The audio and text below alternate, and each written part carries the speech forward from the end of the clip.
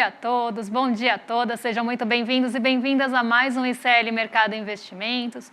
Hoje um dia aí também repleto de divulgações importantes, saíram os aguardados dados ali da China em relação à sua inflação, então saíram os índices de preços ao produtor e ao consumidor. A gente vai falar aí da reforma tributária, vamos retomar esse assunto, vamos falar também o que está acontecendo com o Starbucks aqui no Brasil. Será que o café está em risco? Vamos entender como é que desenrolou toda essa história. Mas antes, vou dar bom dia para o André. Bom dia, André, como você está? Bom dia, Débora. Bom dia a todos os nossos telespectadores. Hoje um dia, eu imagino, um pouco mais esvaziado aqui no Brasil, mas saíram dados importantes da agricultura, vamos falar um pouco deles. A gente também tem alguns dados importantes para falar sobre a CEITEC, né, que o Lula, o presidente do Brasil, ele revogou a extinção da CEITEC. A gente vai falar um pouco mais sobre isso, uma importante empresa estatal aí para alavancar a nossa indústria. Mas como sempre, né, Débora, vamos começar falando aí do nosso mundão, o que está acontecendo, matéria aqui no nosso site aqui para vocês já aquecerem os motores aí, mostrando aí o que aconteceu no mundo. Ainda sentimentos mistos, todo mundo ainda esperando uma nova fala do Jeremy Powell, quase o dia da marmota, né? Parece que o que a gente falou ontem, falamos hoje de novo, né? Então, o que aconteceu então nesse mundo aí que parece que voltou para o dia de ontem?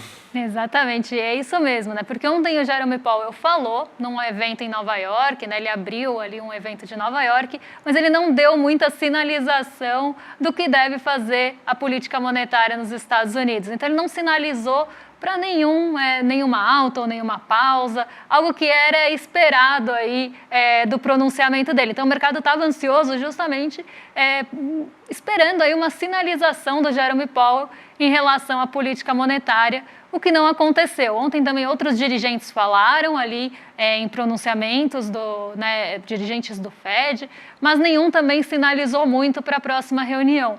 Então foi um dia que a gente tinha essa expectativa e ela não aconteceu. E hoje Jeremy Powell fala de novo e aí essa nova fala está sendo aguardada. Como o André falou, dia da marmota, parece que todo dia a gente está falando a mesma coisa aqui, mas é porque quando a gente tem alguma sinalização em relação à taxa de juros dos Estados Unidos ou se o aperto monetário vai continuar ou não, isso mexe muito com o mercado e por isso que o mercado fica de olho aí, deixa esses pronunciamentos no radar. Mas enquanto a gente tem ali uma agenda até esvaziada nos Estados Unidos e aqui no Brasil saíram dados de agricultura, mas poucos outros dados foram divulgados, lá na China foram divulgados dados importantes de inflação. O mercado estava aguardando bastante a inflação de preço, o índice de preços, né? E a inflação ao consumidor e ao produtor foram divulgadas ontem à noite, né? Então, ontem à noite aqui no Brasil, por volta das 11 horas da noite. E o que a gente vê? Tá? Nesse gráfico que está aqui na tela para vocês, a gente está olhando para a inflação ao consumidor e ao produtor em relação ao mesmo período do ano anterior. Não é o acumulado está nas colunas ao lado. Tá? Então, esse gráfico de linhas, para quem está só escutando, a gente tem um gráfico de linhas e um gráfico de colunas ao lado. O gráfico de linhas mostra o comportamento do índice de preços em relação ao mesmo mês no ano anterior. Então, a gente está falando aqui do comportamento em relação a outubro do ano passado. E o que a gente viu acontecer lá na China com essa divulgação? A gente está tendo recuo da inflação lá em relação ao mesmo período do ano anterior. Então, se a gente for olhar o índice de preços ao consumidor, ficou 0,20% abaixo do que a gente tinha observado em outubro do ano passado. E ao produtor, esse número foi ainda mais expressivo, caiu 2,60% em relação a outubro do ano passado, que mostra uma desaceleração da inflação chinesa. E isso, né, por mais que a gente outros países querem controlar a inflação, a gente sempre fala de inflação aqui, mas o mercado não recebeu bem esses dados, porque uma desaceleração de preços na China pode aí mostrar que o mercado por lá está desaquecido. E como a gente sempre fala, né, a China vai na contramão de todas as outras notícias que a gente traz para vocês aqui. Então, enquanto querem desaquecer a economia dos Estados Unidos, querem que a China fique aquecida. Quando a gente fala de estímulos fiscais, quando a gente fala de gastos, não vale para nenhum país, mas para a China o mercado quer. Porque justamente a China é um motor global, né, uma economia que é um motor global. Então, aqui a gente vê essa desaceleração nos índices de preço em relação ao ano passado. Isso aumentou as preocupações ali em relação à China de como será que está a demanda por lá. Então, esse aqui é o comportamento, né? A gente vê decrescente E aí uma queda bem brusca no meio do ano, depois uma recuperação em relação a meses anteriores, mas ainda em patamares menores do que do ano passado. Quando a gente olha para os gráficos de coluna, que aí são os gráficos que vocês estão vendo do outro lado, né, o índice de preços acumulado, aqui é realmente quanto ficou a inflação acumulada ao produtor e ao consumidor no ano, então 2023, e em 12 meses. Quando a gente olha 12 meses, a inflação ao consumidor caiu 0,11%, então ela ficou com um acumulado deflacionário, né, em 12 meses, então os preços aí recuaram nesse acumulado, e nesse ano eles subiram um pouquinho, 0,09%, que mostra ali uma aceleração, principalmente ali no começo do ano, mas depois a gente volta a ter desaceleração. Então aqui é um dado que realmente o mercado olha porque fica com dúvidas aí, incertezas em relação à demanda na China.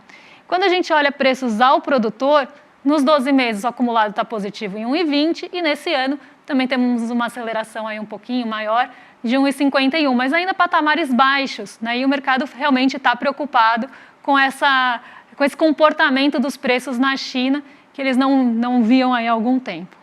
Perfeito, Débora. É engraçado, né? A China sempre na contramão, as pessoas elas ficam sempre procurando aí que a China tenha uma inflação maior, uma aceleração econômica maior. Lá não tem risco fiscal, lá a inflação é um bom sinal, porque parece que as coisas que acontecem no mundo não podem acontecer na China e as coisas que acontecem na China não podem acontecer no mundo, né? Eu acho impressionante isso. A inflação na China significa aceleração de demanda, né? Eu acho muito impressionante esse tipo de coisa, esse tipo de análise e como os mercados acabam reagindo, né, em relação a tudo isso. Mas vamos agora vamos ver então como que estão os mercados aí na Ásia, porque se teve esses dados da China, deve ter tido alguma certa repercussão, pelo menos em alguns índices lá, né? Tivemos, né? A gente teve aí um comportamento misto na Ásia como ontem, né? Então essa trajetória continuou por lá. Então as bolsas não seguiram uma única direção. Isso tem um porquê, né? O Nikkei 225, que é o que está aí na tela para vocês, é o índice do Japão, ele subiu 1,49. Então, os índices que caíram muito nos dias anteriores, então a gente vê o Kospi, por exemplo, tendo aquele salto na segunda-feira e 2 dias de correção ali na terça e na quarta, né? Hoje, o Kospi volta ali a recuperar, então a gente vê uma ascendência aí do índice sul-coreano.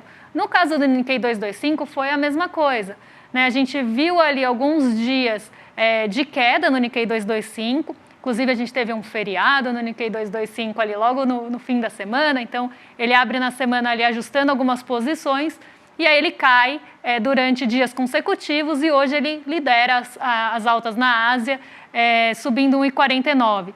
No restante ali do continente asiático, a gente teve um comportamento mais morno, né? Então, nenhuma bolsa subindo muito e nem caindo demais. Então, a gente viu ali bolsas bem perto do 0 a 0. Isso porque a gente não teve nenhum motor, nenhum impulso que levasse essas bolsas para o terreno positivo com mais força. E ainda vieram esses dados da inflação chinesa que acabaram desanimando um pouquinho o mercado por lá. Então, não teve nenhum grande motor em relação aí ao continente asiático, e por lá eles também estão esperando o pronunciamento do Jerome Powell, que vai acontecer hoje ao longo do dia. Então, dependendo de como esse pronunciamento refletir no mercado, ou o que o Jerome Powell falar, isso vai acabar impactando a Ásia nessa noite, né? Então, aí a gente vai ver o reflexo disso amanhã de manhã. Mas por lá, um dia bem morno, um dia de pouca movimentação, como também foi em Nova York, também foi um dia bastante morno ontem, não teve grandes movimentações. Foi um dia de bolsas bem perto do 0 a 0, então se a gente olha o Dow Jones, quando a gente olha a Nasdaq, até o S&P que ficou positivo, ficou muito com pouca variação, e o mesmo aconteceu aqui no nosso Ibovespa, né, que ele acabou ficando aí com 0,08% de queda, depois de passar boa parte do dia positivo, e aí ele vai para o terreno negativo, mas fica muito próximo do 0 a 0. E aí foi um dia de pouca oscilação para todos os mercados, e aí não foi diferente na Ásia, com exceção aí do Nikkei 225, que trouxe sinais de recuperações aí um pouquinho mais fortes. Vamos então agora para o Brasilzão lá, porque a gente tem dados importantes que saíram, Débora, falando aqui da safra de grãos prevista para 2023 e temos os primeiros dados para 2024, inclusive, né? Porque A gente tem agora, então, o IBGE, né, segundo o levantamento sistemático da produção agrícola, nome difícil, né? LSPA, né? Então, esse é o nome da pesquisa que sai todo mês, né? Ela divulgou os dados que ela está esperando para 2023, né? Então, ainda tem os dados para 2023 e os dados para 2024. Então, algumas coisas já estão no radar, né? Então, primeira coisa que a gente tem é que, novamente, tem um aumento da expectativa da produção ao fim desse ano, né? Está se esperando um novo recorde, um aumento de 20,6% da safra agrícola em relação ao ano anterior. Então, a gente tem até o gráfico aqui que a gente vai começar a falar dele daqui a pouco, né? Mas, então, vamos ainda dar alguns outros dados aí mais gerais, então, sobre o que a pesquisa está falando, né? A gente tem, então, também que para o próximo ano é prevista uma safra de 308,5 milhões para 2024, uma queda de 2,8%. Essa queda é esperada justamente porque tem problemas agrícolas, principalmente no sul do país, com as chuvas e tudo mais. Então, isso, por exemplo, já está afetando a produção de arroz e caindo, inclusive, a perspectiva de arroz para esse ano. A perspectiva de soja ainda não sofreu ainda, até por causa que a safra costuma ser no começo do ano, mas já afetou a safra para o próximo ano, todos esses problemas climáticos, então deve ter essa situação. Vamos ver então agora o gráfico para a gente ver o que está sendo esperado em relação ao ano anterior, né? O que deve cair, o que deve subir. A gente está vendo aqui justamente que a produção de bens de consumo interno do brasileiro, né, que é o arroz e feijão, deve cair.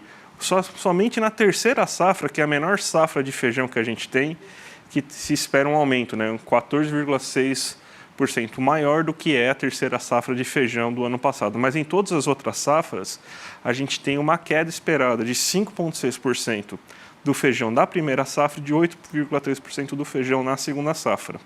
A gente tem que o arroz, que estava com uma expectativa de queda de 5% mais ou menos na última divulgação, já tem agora uma perspectiva de queda de 8,6%, justamente por causa dos problemas climáticos que estão ocorrendo no sul do Brasil.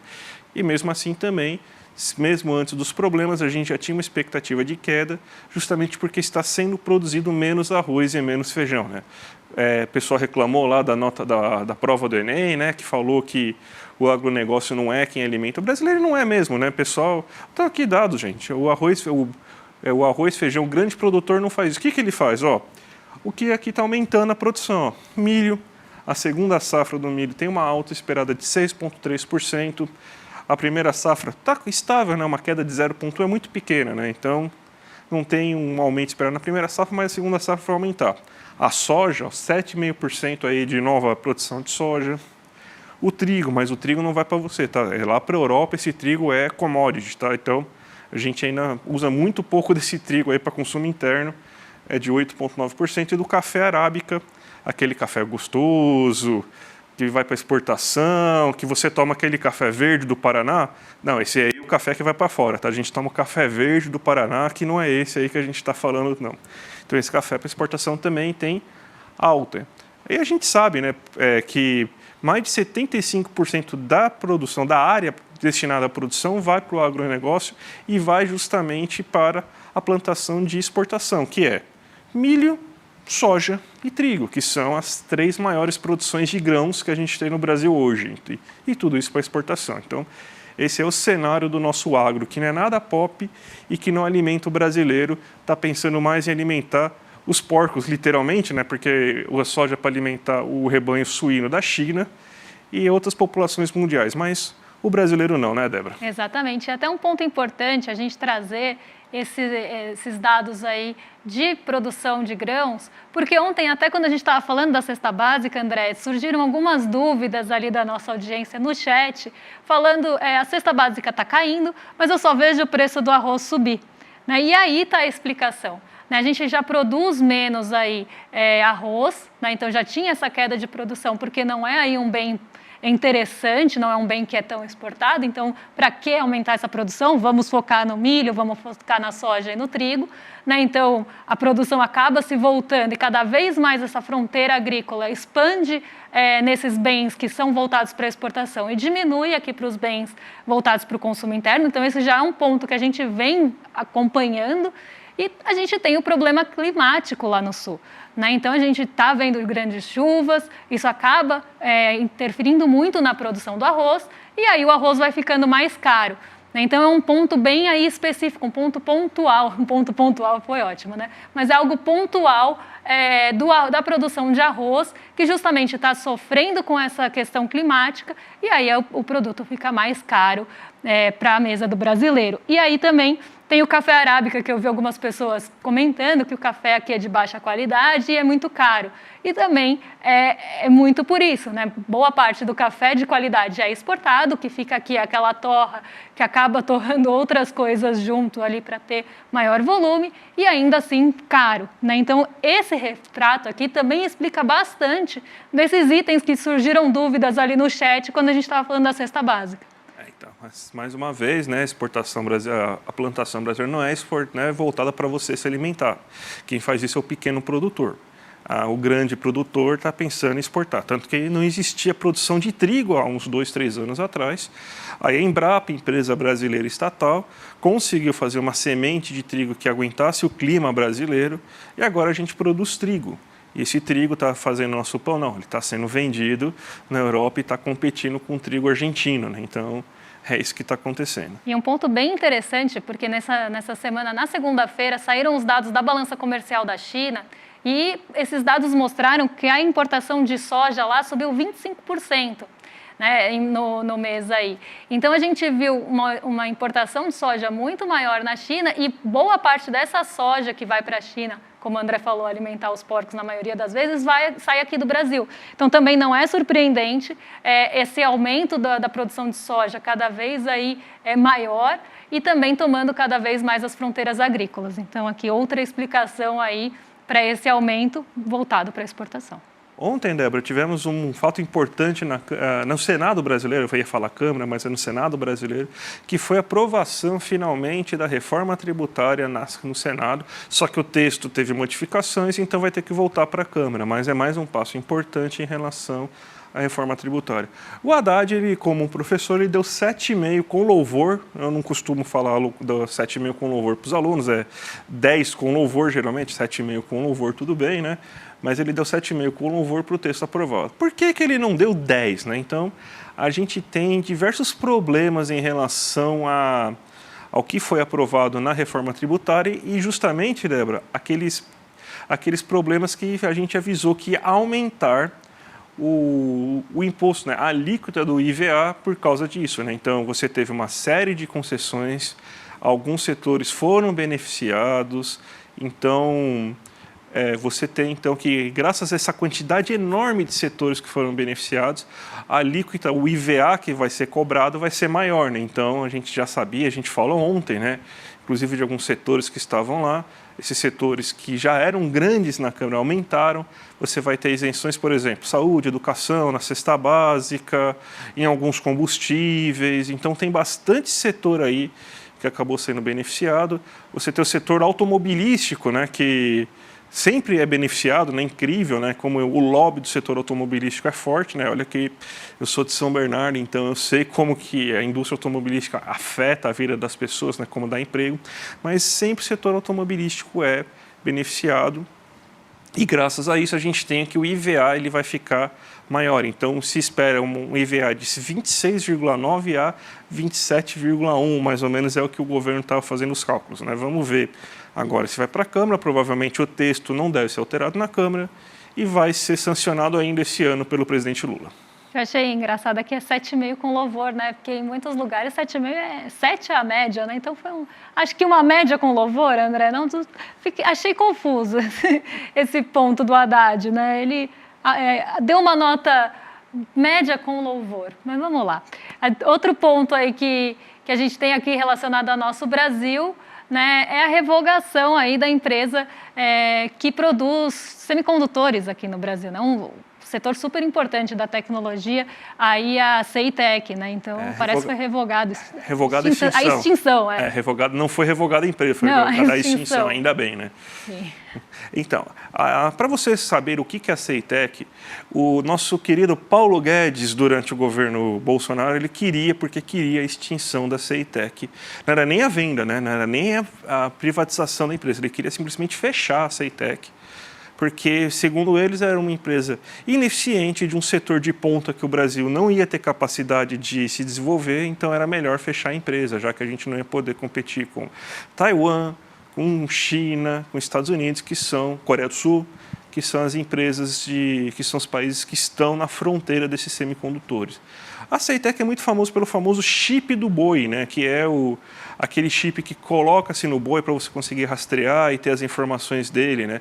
Mas ela está tentando melhorar cada vez mais a questão dos semicondutores. E somente o Estado que acaba proporcionando isso. Todos os países que tiveram essa indústria de semicondutores se elevando e conseguindo chegar na fronteira, tiveram muita ajuda do Estado. Na China nem precisa dizer, né? O Estado é onipresente na economia lá e fez com que a Huawei, por exemplo, assim fosse. Agora tem o chip da Huawei, já superou inclusive chips bem mais famosos, né? Você tem então também na Coreia do Sul uma grande quantidade de chips. Você tem também Taiwan sendo uma empresa muito importante para isso, Estados Unidos também, né, no Vale do Silício, sendo formador de chip. E aqui no Brasil a gente tem essa empresa que é muito importante que exista investimento, que gaste-se com essa empresa para conseguir fazer com que a gente chegue, pelo menos daqui a alguns anos, vai demorar, não vai ser um negócio rápido, obviamente, né, não é do dia para a noite que isso acontece, mas vai demorar, mas que a gente chegue próximo à fronteira de semicondutores, que é o futuro. A verdade não é o futuro, é o presente, né? Existe geopolítica, inclusive, né, nessa questão. Os Estados Unidos não estão lá tentando ajudar Taiwan porque eles têm dó de Taiwan, que eles acham que Taiwan realmente merece reconhecimento. Não, é porque Taiwan fabrica semicondutores e atrapalha a China na sua venda de semicondutores. Então, você manter a CEITEC, que é a empresa estatal de semicondutores, é um passo muito importante. Isso pode ajudar muito no futuro a indústria brasileira ser uma indústria bem mais moderna do que ela é hoje, Débora. E aí nem me surpreende aí Paulo Guedes falar em fechar esse tipo de empresa aqui no Brasil, porque é uma visão bem restrita e bem antiga, inclusive. A gente estava até comentando ontem que a gente tem aí em relação a alguns pensamentos econômicos, como é a corrente aí do Paulo Guedes, que ficou presa no passado, e aí acaba falando, porque é um setor que não é competitivo, então a gente não tem que entrar. Né, sendo que pode se tornar, e não é realmente do dia para a noite, é um investimento caro, e por isso que tem tanto subsídio, tanto peso aí do governo, né, do peso estatal aí, ou como subsídio, ou até como investimento, então, porque não é de uma hora para outra, e é algo mais de médio e longo prazo. E a gente sabe a importância dos semicondutores hoje, inclusive agora com essa expansão da inteligência artificial, algumas empresas estão até buscando aí nos Estados Unidos e em outros países tomar a frente nisso, e isso gera até disputa, né, entre Estados Unidos e China, por exemplo, é uma das disputas que a gente tem. Então é bem importante que a gente entre nesse mercado, e não é porque é ineficiente que tem que deixar para lá, muito pelo contrário, né? É uma tecnologia muito importante aí para o país e tem que ser levada em consideração. Perfeito, Débora. Débora, fiquei sabendo que você é fã de Chocomenta, né? Eu descobri que você é uma das pessoas que gosta de Chocomenta nesse mundo. E você está ligeiramente preocupada que, diferente de muitos brasileiros, você gosta da Starbucks. Eu não sou muito fã da Starbucks, para falar a verdade, mas você é uma fã da Starbucks. E você pode explicar para a gente o que está acontecendo aí? A gambiarra, nem royalties estavam pagando, Débora? Pois é, eu gosto do Starbucks, gente. Eu sei que isso é uma opinião controversa, mas tem algumas coisas peculiares, tem gostos peculiares que vocês não entenderiam, e um deles é gostar de Chocomenta, gente. É um café bem específico que tem no Starbucks, é um café com chocolate e menta, que pouca gente gosta, mas eu gosto. E aí tá tendo uma discussão, né, se o Starbucks vai sair do Brasil ou não, né, se ele fica aqui operado pela própria SoftRock ou se ela vai ficar na mão da Starbucks International. Então, tem aí bastante discussão em relação a Starbucks aqui no Brasil. E o que aconteceu com o Starbucks aqui no Brasil, né, que está no radar, está saindo tanta notícia em relação a isso? O que a Starbucks deixou de pagar para estar nesse endividamento que ela está e nesse pedido de recuperação judicial? Para quem não sabe, Starbucks aqui do Brasil, ele é operado por um fundo, tá? É um fundo de Private Equity e Venture Capital, tá? Então é um fundo que normalmente pega empresas em desenvolvimento ou empresas ali que estão em um momento de crescimento para fomentar ela e às vezes até depois vender, né? Entra ali no grupo para tentar ali crescer aquele investimento, entra como investidor mesmo e é um fundo de Private Equity e de Venture Capital. Então é um fundo inclusive que tem algumas participações internacionais, mas é um fundo brasileiro. E quem que está dentro desse guarda-chuva da SoftRock? Não é só o Starbucks. A gente tem o Italy aqui de São Paulo, a gente tem o TGI Fridays, né, que é uma rede de lanchonete, e temos o Subway também, que faz aqueles lanches rápidos ali na praça de alimentação. Então, esses também são outros. Aí temos refeições em aeroportos, enfim, mas são aí empresas que estão no guarda-chuva desse fundo. E o que aconteceu, né? O fundo ele acaba aí justificando que durante a pandemia o faturamento caiu, né? Então, esse é o principal aí ponto que eles colocam, que eles estavam com dificuldades por conta do período da pandemia, que os shoppings ficaram fechados, enfim, e que eles aí foram atrasando ou não pagando algumas dívidas. Entre elas, né, quem são os grandes credores dessa empresa e desse fundo e dessas empresas que estão dentro do fundo? A gente tem Banco do Brasil com um peso bem grande, e a gente tem, acho que o Santander também com um peso bastante grande e outros bancos menores. E a gente sabe que o impacto aí de credores menores acaba até sendo um pouco maior. Então, aí a gente tem esses bancos menores também aí sendo credores dessas empresas e bancos maiores. Além disso, né, tem algumas ali securitizações que foram emitidas ali em relação à empresa, então eles cederam os direitos de recebimentos que eles tinham ali para adiantar esses recebíveis, e isso virou instrumento financeiro, então uma outra ponta que a gente tem ali, e tem também a Starbucks International, porque o Starbucks aqui no Brasil, ele tem que pagar uma licença para operar aqui no Brasil para a Starbucks mãe, vamos pensar assim, né? Como se a gente fosse um filhotinho ali da Starbucks mãe, e aí precisa de uma licença para poder operar aqui no Brasil, né? Para você poder usar a marca do Starbucks aqui no Brasil. E aí a empresa também deixou de pagar esse licenciamento, que parece aí uma piada, mas não é.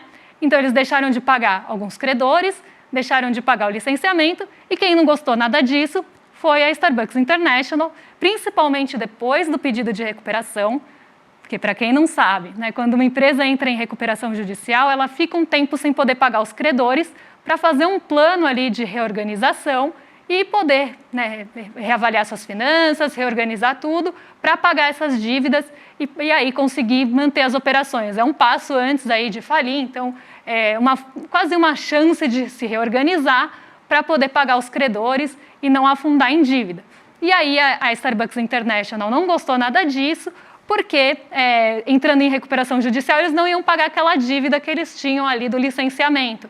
E pediu para cancelar a licença da SoftRock de operar o Starbucks aqui no Brasil. E aí a grande dúvida é o que vai acontecer daqui para frente? Porque, por agora, né, o pedido de recuperação está em discussão, né, então a gente tem essa discussão em relação a esse pedido. Se ele acontecer, né, e aí caminhar para frente, essas dívidas elas vão ter que ser reorganizadas e por um tempo não vão ser pagas, então elas vão ser jogadas para frente. O que acontece depois da recuperação é pago, mas o que aconteceu antes, que já está em dívida, não. E aí torna aí quase um bololô ali para ser resolvido. E aí posterga esse pagamento. Então a gente vê esse primeiro ponto aí. E aí a Starbucks International, que não quer deixar de receber, aí a gente tem 3 pontos que pode acontecer aqui no Brasil. Ou eu vou ficar sem o meu Chocomenta, e aí não vamos ter mais Starbucks no Brasil, esse é um ponto. Ou a SoftRock acaba renegociando essa dívida com a Starbucks e retoma a licença. E um ponto até que está sendo mais até ventilado, que acreditam que vai acontecer, é a Starbucks International voltar e tomar as operações aqui do Brasil e ela mesma operar o Brasil, já que outros brasileiros, além de mim, gostam do Starbucks aqui. Então, essas são as 3 possibilidades aí para o Starbucks daqui para frente. Mas ele tem aí uma dívida bem grande que ele precisa resolver. Deixou de pagar, inclusive, tributos, mas isso não choca ninguém. O que choca mais é deixar de pagar o licenciamento. Então, esse é o imbróglio que está a Starbucks hoje. Eu queria mandar aí um beijo para o Bruno, que deve estar assistindo a gente hoje, porque ele trabalhou aí ao meu lado há algum tempo, justamente fazendo relatório para esse tipo de empresa de private equity. Débora, 2 minutinhos aí para você fazer a abertura de mercado. Coloca a tela da Débora aí na nossa, aqui no nosso telão, né, para a gente ver o que está acontecendo aí. 2 minutinhos, Débora. Vamos lá. O que está acontecendo hoje no Brasil? Como a gente vem aí falando outros dias, tá? A gente tem Nasdaq e EWZ ainda sem cotação de abertura, porque a gente tem um atraso na chegada das informações. E aí a gente acaba tendo esse atraso por conta do horário que mudou lá em Nova York, então a gente tem uma abertura posterior, e aí o atraso acaba deixando os índices em branco, então a gente vê variação zerada, porque a gente está vendo ainda o fechamento de ontem, tá, gente?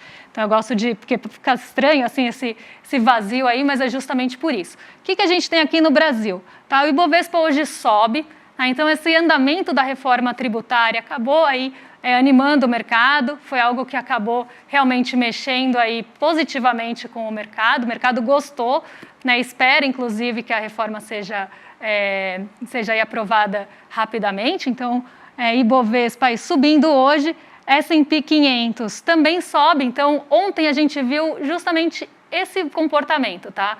A gente tinha um Ibovespa subindo de manhã e junto a Nova York que estava subindo. O que aconteceu? À tarde, Nova York virou, né? E aí a gente viu as bolsas de Nova York indo para o terreno negativo e puxando o Ibovespa para baixo.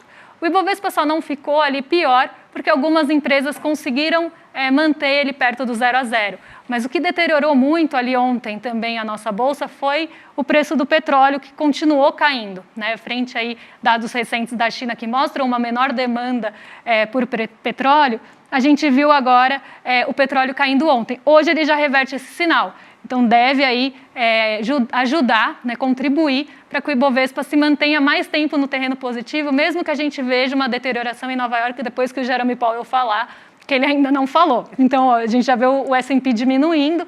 Então, o que deve segurar hoje é justamente a alta do petróleo. A gente sabe o peso que o petróleo tem, né, as empresas ligadas ao petróleo têm na nossa bolsa. Então, ontem a gente tinha esse outro ponto puxando para baixo, hoje a gente já não tem. Então, isso deve até estimular o Ibovespa. O Ibovespa que veio de 5 altas seguidas, a gente não via essa sequência aí desde julho, tá? Então, um ponto aí positivo.